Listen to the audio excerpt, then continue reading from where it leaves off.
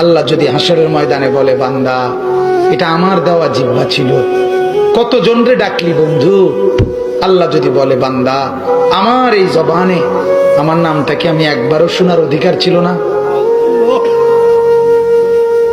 আমার এই কপালটায় আজকের সারাদিনে আমি একটা সেজদাও পাওনা ছিলাম না? আমার এই কানটায় আমি আল্লাহকে একটা বারো আজানের আওয়াজটা শোনার হক আমি পাওনা ছিলাম না? কি বলবি যুবক? হ্যাঁ মুসলমান, কি বলবো?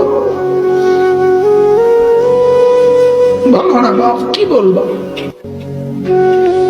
এক মা যদি বলে, মা তার পাষাণ ছেলেকেও যদি মা বলে, এরে বাপ 9টা মাস তোরে পেটে ধরছি রে বাপ, 2টা বছর তোরে বুকের দুধ খাওয়াইছি বাপ, বিনিময়ে তুই আজকে আমার মতো মা রে ভুলে গেলি বাপ, কেমনে রে সহ্য করলি?